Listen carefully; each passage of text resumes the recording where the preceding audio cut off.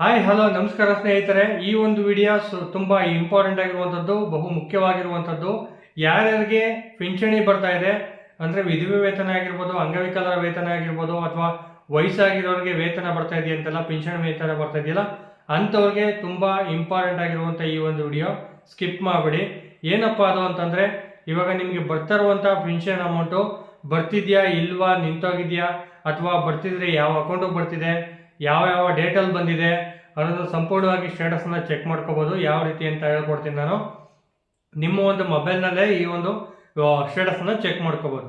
ಜೊತೆಗೆ ನಿಮ್ಮ ಒಂದು ಆರ್ಡರ್ ಕಾಪಿ ಏನಾದರೂ ಕಳೆದೋಗಿತ್ತು ಅಂತಂದರೆ ಆ ಒಂದು ಆರ್ಡರ್ ಕಾಪಿನ ಡೌನ್ಲೋಡ್ ಮಾಡ್ಕೊಳ್ಳೋದು ಹೇಗೆ ಅನ್ನೋದ್ರ ಬಗ್ಗೆನೂ ತಿಳಿಸ್ಕೊಡ್ತೀನಿ.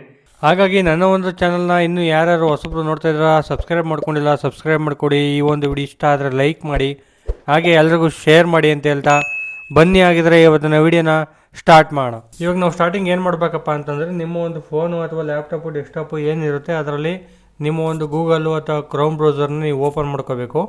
ಓಪನ್ ಮಾಡ್ಕೊಂಡಾದಮೇಲೆ ನೀವು ಇಲ್ಲೇನು ಮಾಡಬೇಕಪ್ಪ ಅಂತಂದರೆ, ಇಲ್ಲಿ ಕಾಣಿಸ್ತಿರುವಂಥ ವೆಬ್ಸೈಟ್ ಲಿಂಕ್ ಏನಿದೆ ನೋಡಿ, ಮೇಲ್ಗಡೆ ಕಾಣಿಸ್ತಾ ಇದೆಯಲ್ಲ, ಈ ಒಂದು ವೆಬ್ಸೈಟನ್ನು ಟೈಪ್ ಮಾಡಬೇಕಾಗತ್ತೆ.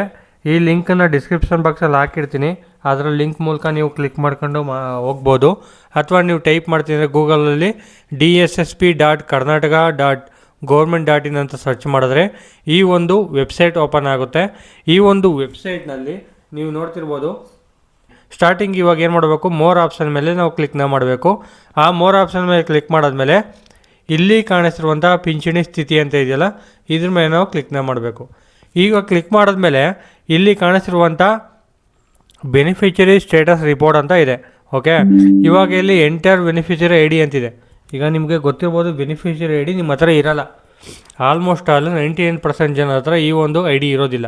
ಈ ಐ ಡಿನ ಹೇಗಪ್ಪ ತಗೋಬೇಕು ಅಂತಂದರೆ, ಮತ್ತೆ ನೀವು ಮೋರ್ ಆಪ್ಷನ್ ಮೇಲೆ ಕ್ಲಿಕ್ ಮಾಡಿ. ಮೋರ್ ಆಪ್ಷನ್ ಮೇಲೆ ಕ್ಲಿಕ್ ಮಾಡಾದ್ಮೇಲೆ ಇಲ್ಲಿ ಪ್ರದೇಶವಾರು ಪಿಂಚಣಿ ಮಾಹಿತಿ ಅಂತ ಇದೆಯಲ್ಲ, ಈ ಒಂದು ಆಪ್ಷನ್ನ ಕ್ಲಿಕ್ ಮಾಡಿ. ಇದನ್ನು ಕ್ಲಿಕ್ ಮಾಡಾದ್ಮೇಲೆ ಈ ಒಂದು ಆಪ್ಷನ್ನ ಕ್ಲಿಕ್ ಮಾಡಾದ್ಮೇಲೆ ನಿಮ್ಮ ಒಂದು ಜಿಲ್ಲೆಯನ್ನು ಸೆಲೆಕ್ಟ್ ಮಾಡಬೇಕಾಗತ್ತೆ.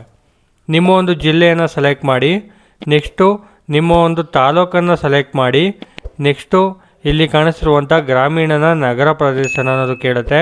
ನೀವು ಗ್ರಾಮೀಣ ಆಗಿರಿ ಗ್ರಾಮೀಣ, ನಗರ ಸೆಲೆಕ್ಟ್ ಮಾಡಬೇಕು. ನಾನು ಗ್ರಾಮೀಣ ಸೆಲೆಕ್ಟ್ ಮಾಡ್ತೀನಿ. ಸೆಲೆಕ್ಟ್ ಮಾಡಾದ್ಮೇಲೆ ನಿಮ್ಮ ಒಂದು ಹೋಬಳಿಯನ್ನು ಕೇಳುತ್ತೆ. ನಿಮ್ಮ ಒಂದು ಹೋಬಳಿಯನ್ನು ಸೆಲೆಕ್ಟ್ ಮಾಡ್ತೀರಾ. ಅದಾದಮೇಲೆ ನೆಕ್ಸ್ಟ್ ಇಲ್ಲಿ ಗ್ರಾಮವನ್ನು ಸೆಲೆಕ್ಟ್ ಮಾಡಬೇಕು. ನಿಮ್ಮ ಒಂದು ಗ್ರಾಮವನ್ನು ಸೆಲೆಕ್ಟ್ ಮಾಡಾದ್ಮೇಲೆ ಇಲ್ಲಿ ಕ್ಯಾಪ್ಚಾ ಕೋಡ್ ಎಂಟ್ರಿ ಮಾಡೋಕ್ಕೆ ಕೇಳುತ್ತೆ. ಅಂತಂದರೆ ಇದು ಇಲ್ಲಿ ಒಂದು ಕ್ಯಾಪ್ಚಾ ಕೋಡನ್ನು ನೀವು ಇಲ್ಲಿ ಎಂಟ್ರಿ ಮಾಡಬೇಕು. ಸೇಮ್ ಇದು ಮೊಬೈಲಲ್ಲೂ ಇದೇ ರೀತಿ ಬರುತ್ತೆ. ಸೇಮ್ ವೆಬ್ಸೈಟು ಸೇಮ್ ಮೊಬೈಲಲ್ಲೂ ಇದೇ ರೀತಿ ಬರುತ್ತೆ. ನೀವು ಸರ್ಚ್ ಮಾಡಿ. ಸರ್ಚ್ ಮಾಡಿದ್ಮೇಲೆ ನಿಮಗೆ ಇಲ್ಲಿ ಕಾಣಿಸುತ್ತೆ. ಇಲ್ಲಿ ಯಾವುದಿದು ಅಂತಂದರೆ, ಇಲ್ಲಿ ನಿಮ್ಮ ಗ್ರಾಮದಲ್ಲಿ ಇರ್ತಕ್ಕಂತಹ ಎಷ್ಟು ಜನ ಪೆನ್ಷನ್ ತಗೋತಾ ಇರ್ತಾರೋ, ಎಷ್ಟು ಅಮೌಂಟ್ ತಗೋತಾ ಇರ್ತಾರೋ ಆ ಒಂದು ಡೀಟೇಲ್ಸ್ ನಿಮಗೆ ಇಲ್ಲಿ ಶೋ ಆಗುತ್ತೆ. ಇಲ್ಲಿ ಕಾಣಿಸ್ತಿದೆಯಲ್ಲ, ರನ್ನಿಂಗ್ ಇದೆಯಾ ಇಲ್ವಾ, ಬೆನಿಫಿಷರಿ ಸ್ಟೇಟಸ್ಸು ಕೂಡ ಇಲ್ಲಿ ರನ್ನಿಂಗ್ ಇದೆಯಾ ಇಲ್ವಾ ಅನ್ನೋದು ಶೋ ಆಗುತ್ತೆ.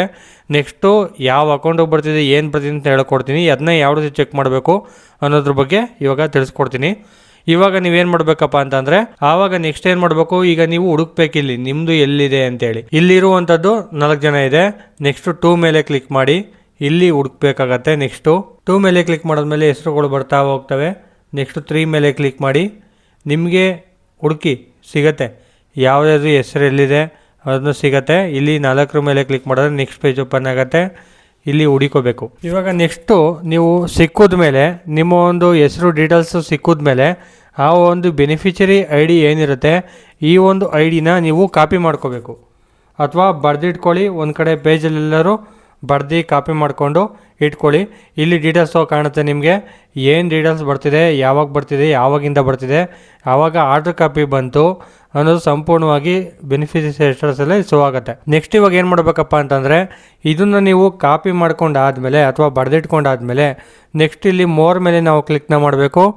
ಇಲ್ಲಿ ಅದಾದಮೇಲೆ ಇಲ್ಲಿ ಪಿಂಚಣಿ ಸ್ಥಿತಿ ಮೇಲೆ ಕ್ಲಿಕ್ ಮಾಡ್ತೀರಾ. ಇಲ್ಲಿ ಬೆನಿಫಿಷರಿ ಐ ಡಿಯನ್ನು ಅಲ್ಲಿ ಏನು ಬರ್ಕೊಂಡ್ರಿ ನೀವು ಅದನ್ನು ಇಲ್ಲಿ ಹಾಕಬೇಕು. ಅದನ್ನು ಹಾಕಾದ್ಮೇಲೆ ಇಲ್ಲಿ ಕಾಣುವಂಥ ಕ್ಯಾಪ್ಚಾ ಕೋಡನ್ನು ಎಂಟ್ರಿ ಮಾಡಬೇಕು. ನೀವು ಬೆನಿಫಿಷರಿ ಸ್ಟೇಟಸ್ ಚೆಕ್ ಮಾಡ್ತಾವೆ ಈ ಒಂದು ಬೆನಿಫಿಷರಿ ಐ ಡಿ ಮತ್ತು ಕ್ಯಾಪ್ಚಾ ಕೋಡು ಸರ್ಚನ್ನು ಮಾಡಿದ್ರೆ ನಿಮ್ಗೆ ಇಲ್ಲಿ ಕೆಳಗಡೆ ಆರ್ ಡಿ ನಂಬರ್ ಶೋ ಆಗುತ್ತೆ. ಅಂದರೆ ನಾಡ್ ಕಚೇರಿ ರಿಕ್ವೆಸ್ಟ್ ಐ ಡಿ ಅಂತ ಶೋ ಆಗುತ್ತೆ. ಇಲ್ಲಿ ಡೀಟೇಲ್ಸು ಎಷ್ಟು ಅಮೌಂಟ್ ಬರ್ತಿದೆ, ಯಾವ ಡೇಟಲ್ಲಿ ಸ್ಯಾಂಕ್ಷನ್ ಆರ್ಡರ್ ಆಗಿದೆ, ಸ್ಯಾಂಕ್ಷನ್ ಆರ್ಡರ್ ನಂಬರ್ ಎಲ್ಲ ಇಲ್ಲಿ ಮೆನ್ಷನ್ ಆಗುತ್ತೆ. ರನ್ನಿಂಗ್ ಇದೆಯಾ ಇಲ್ವಾ, ಏನಾಗಿದೆ, ನೇಮು ಎಲ್ಲ ಡೀಟೇಲ್ಸ್ ಎಲ್ಲ ನಿಮ್ಗೆ ಇಲ್ಲಿ ಶೋ ಆಗುತ್ತೆ.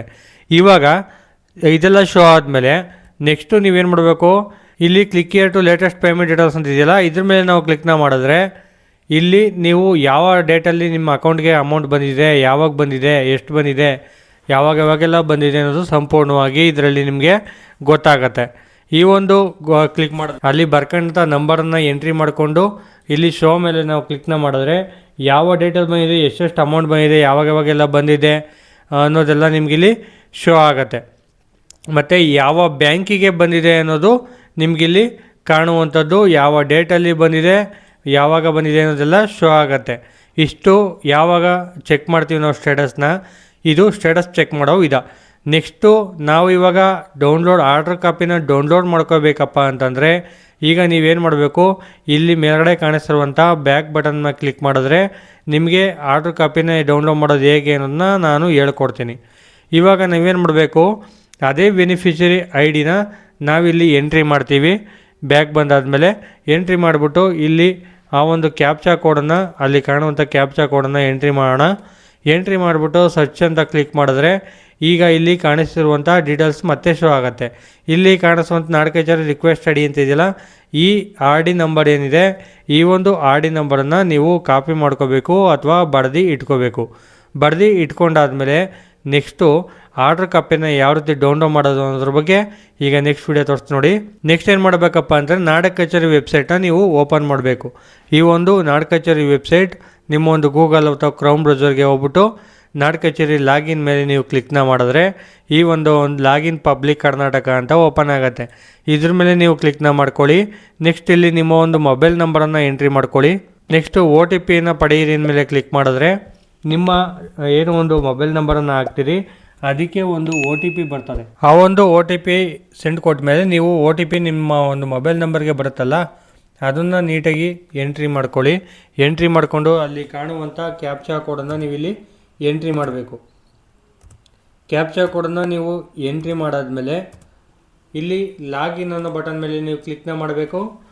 ಲಾಗಿನ್ ಮೇಲೆ ಬಟನ್ ಮೇಲೆ ಕ್ಲಿಕ್ ಮಾಡಿದ್ಮೇಲೆ ನಿಮ್ಮ ಒಂದು ನಾಡ್ ಕಚೇರಿ ಲಾಗಿನ್ ಆಗುತ್ತೆ. ಈ ಒಂದು ಇಂಟರ್ಫೇಸ್ ಈ ಥರ ಲಾಗಿನ್ ಆಗುತ್ತೆ. ಲಾಗಿನ್ ಆದಮೇಲೆ ಏನು ಮಾಡಬೇಕಪ್ಪ ಅಂತಂದರೆ ಇಲ್ಲಿ ಕಾಣಿಸಿರುವಂಥ ಮುದ್ರಿಸಿ ಮೇಲೆ ನಾವು ಹೋಗ್ಬಿಟ್ಟು ಅಲ್ಲಿ ಮರುಮುದ್ರಣ ಅಂತ ಇದೆಯಲ್ಲ, ಅಲ್ಲಿ ಮರುಮುದ್ರಣ ಮೇಲೆ ನಾವು ಕ್ಲಿಕ್ನ ಮಾಡಬೇಕು. ಮರುಮುದ್ರಣ ಮೇಲೆ ಕ್ಲಿಕ್ ಮಾಡಾದ್ಮೇಲೆ ನೀವು ಬರ್ಕೊಂಡಂಥ ಆರ್ ಡಿ ನಂಬರ್ ಏನಿದೆ, ಅಲ್ಲಿ ತಗೊಂಡಂಥ ಆರ್ ಡಿ ನಂಬರ್ ಇದನ್ನು ಇಲ್ಲಿ ಹಾಕ್ಬಿಟ್ಟು ಶೋಧಿಸೋ ಮೇಲೆ ನಾವು ಕ್ಲಿಕ್ನ ಮಾಡಿದ್ರೆ ಈ ಒಂದು ಡೀಟೇಲ್ಸ್ ಓಪನ್ ಆಗುತ್ತೆ. ಯಾರ ಹೆಸರು, ಏನು ಎತ್ತ ಅನ್ನೋದು ಡೀಟೇಲ್ಸ್ ಓಪನ್ ಆಗುತ್ತೆ. ಇದ್ರ ಮೇಲೆ ನಾವು ಬಾಕ್ಸ್ ಮೇಲೆ ನಾವು ಟಿಕ್ನ ಮಾಡಿಬಿಟ್ಟು ನಾವು ಪ್ರಿವ್ಯೂ ಮೇಲೆ ಕ್ಲಿಕ್ ಮಾಡಿದ್ರೆ ನೆಕ್ಸ್ಟು ಇಲ್ಲಿ ಕಾಣಿಸ್ತದೆ ನೋಡಿ, ಪೆನ್ಷನ್ ಆರ್ಡರ್ ಕಾಪಿ. ಈ ಒಂದು ಪೆನ್ಷನ್ ಆರ್ಡರ್ ಕಾಪಿ ಇವನ್ನ ಎಲ್ಲ ಡೀಟೇಲ್ಸು ಇದರಲ್ಲಿ ಇರುತ್ತೆ. ಮಂಜೂರಾತಿ ಆದೇಶ ಪತ್ರ ಅಂತ ಇದೆ, ಸ್ಯಾಂಕ್ಷನ್ ಆರ್ಡರ್ ಇದು ಇರುತ್ತೆ. ಇದನ್ನು ನಾವು ಯಾವ ರೀತಿ ಡೌನ್ಲೋಡ್ ಮಾಡ್ಕೋಬೇಕಪ್ಪ ಅಂತಂದರೆ ಇವಾಗ ಇದನ್ನು ಕ್ಲೋಸ್ ಮಾಡಿ. ಇದನ್ನು ಕ್ಲೋಸ್ ಮಾಡಾದ್ಮೇಲೆ ಇಲ್ಲಿ ಆನ್ಲೈನ್ ಪೇಮೆಂಟ್ ಅಂತ ಬರುತ್ತಲ್ಲ, ಆನ್ಲೈನ್ ಪೇಮೆಂಟ್ ಮೇಲೆ ನಾವು ಕ್ಲಿಕ್ನ ಮಾಡಿದ್ರೆ ಇಲ್ಲಿ ಸ್ವೀಕೃತಿ ಸಂಖ್ಯೆ ಬರುತ್ತೆ. ಇಲ್ಲಿ ಪಾವತಿಸಬೇಕಾದ 0 ಅಂತ ಇದೆ. ಇಲ್ಲಿ ನಾವೇನು ಮಾಡಬೇಕು, ಇಲ್ಲಿ ಅಕ್ಸೆಪ್ಟ್ ಅಂತ ಕ್ಲಿಕ್ ಮಾಡಿ ಫೋನ್ಪೇ ಮೇಲೆ ನಾವು ಕ್ಲಿಕ್ನ ಮಾಡಿದ್ರೆ ಇದ್ರ ಮೇಲೆ ನಾವು ಕ್ಲಿಕ್ನ ಮಾಡಿದ್ರೆ ಪೇಮೆಂಟನ್ನು ಮಾಡಬೇಕು. ಪೇಮೆಂಟನ್ನು ಮಾಡಾದ್ಮೇಲೆ ಅದನ್ನು ನೀವು ಪ್ರಿಂಟ್ ತೆಗ್ದು ಇಟ್ಕೋಬೋದು. ಪೇಮೆಂಟೆಲ್ಲ ಆದಮೇಲೆ ನಿಮಗೆ ಪ್ರಿಂಟ್ ಬರುತ್ತೆ, ಪ್ರಿಂಟ್ ತೆಗ್ದು ಇಟ್ಕೋಬೋದು. ಇಷ್ಟೇ ನೋಡಿ, ನಾವು ಆರ್ಡರ್ ಕಾಪಿ ಸ್ಟೇಟಸನ್ನು ಚೆಕ್ ಮಾಡಿ ಆರ್ಡರ್ ಕಾಪಿನ ಡೌನ್ಲೋಡ್ ಮಾಡೋದು ಹೇಗೆ ಅನ್ನೋದನ್ನು ಸಂಪೂರ್ಣವಾಗಿ ಈ ಒಂದು ವಿಡಿಯೋದಲ್ಲಿ ತಿಳಿಸ್ಕೊಟ್ಟಿದ್ದೀನಿ. ಇದ್ರ ಬಗ್ಗೆ ಏನಾದ್ರು ಡೌಟ್ಸ್ ಇತ್ತು ಅಂತಂದರೆ ಕಮೆಂಟ್ ಬಾಕ್ಸ್ನಲ್ಲಿ ಕಮೆಂಟ್ ಮಾಡಿ ತಿಳಿಸಿ. ನಾನು ಇದ್ರ ಬಗ್ಗೆ ಹೇಳ್ಕೊಡ್ತೀನಿ. ಯಾವ್ದಾದ್ರು ಡೌಟ್ಸ್ ಇತ್ತು ಅಂದರೂ ಕಮೆಂಟ್ ಮಾಡಿ, ನಾನು ಹೇಳ್ಕೊಡ್ತೀನಿ ಅಂತ ಹೇಳ್ತಾ ಥ್ಯಾಂಕ್ ಯು.